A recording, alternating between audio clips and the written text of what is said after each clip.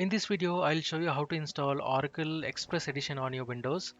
We'll look at all the steps that are required to configure the database and also the SQL client to run SQL queries. Right, I'll be adding more and more videos on Oracle SQL as well.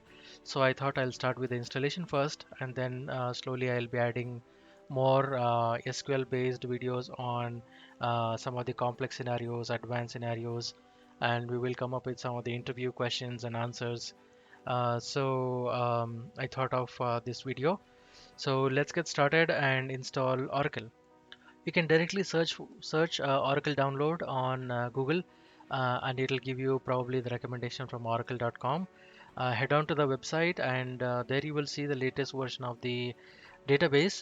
But please note, this is one of the enterprise edition, so you may want to scroll down a little bit, and there will be a section for Oracle Express edition. So you can choose the one that is latest while you're performing the installation. Just go ahead and click on this 18C Express Edition, right? And here it gives several options. In my case, it is on Windows 64. So I'll go ahead and click on this and make a check mark and download.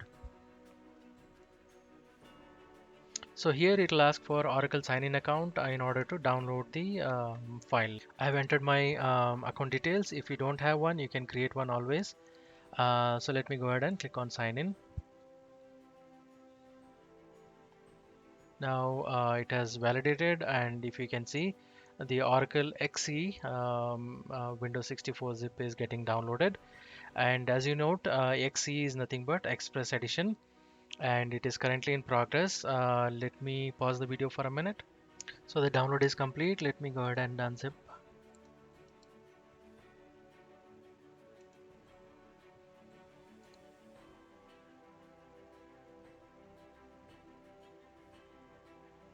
Okay, so it is unzipped already. So when you go down, there will be a setup file under the downloads. Just go ahead and click on that setup. Click on yes, and now it is starting to install.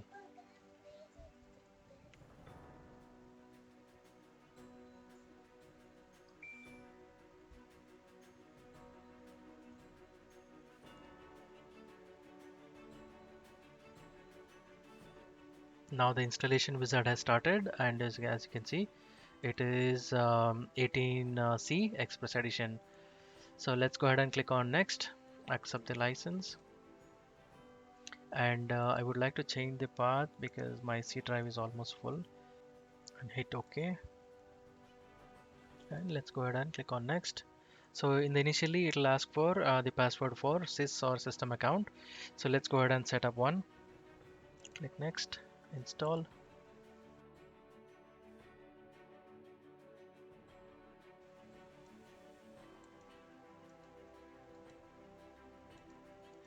In the meantime, let's download the SQL Developer as well. So all I'm trying to do is Oracle SQL Developer, and from this page you can click on SQL Developer, and I'll just go with Windows 64-bit. So the first option is JDK. I already have JDK on my computer, so I'll just go ahead with this download. So let's click on that.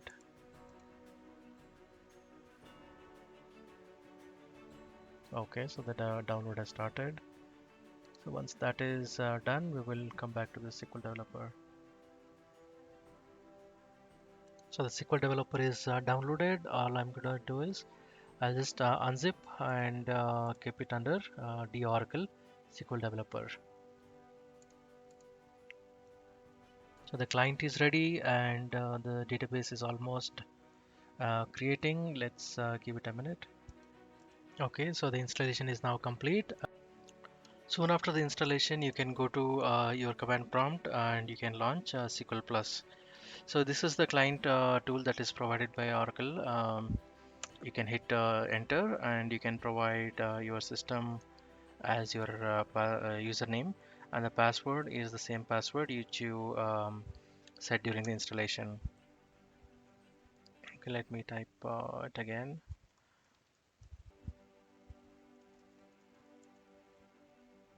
Okay, so now it is connected. So this means you are able to connect to the database. Here you can actually go ahead and create a new user. You can set any password using identified by any password, right? In the first time, you may have some hiccups, so you will have to alter this session. So let's go ahead and quickly see. Yes, it is the same or error. It says invalid common user or role name.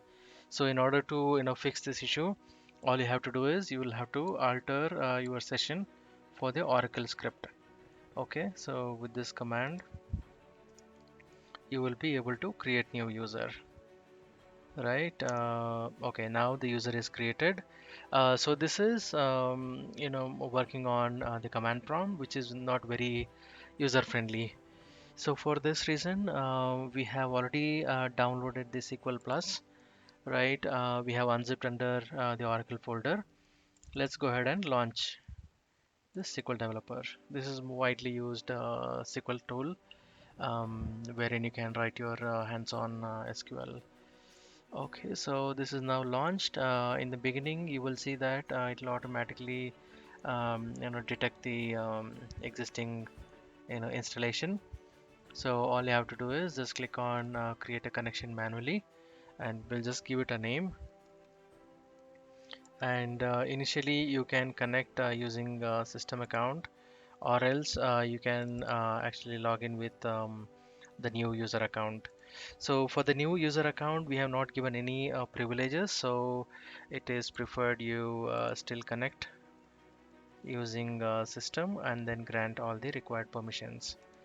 Okay, so go ahead and click. The status is now succeeded. We'll save the connection and connect it.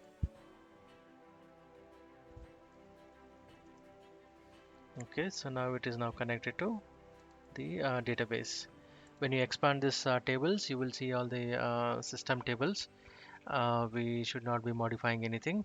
So from here on, you can create new user.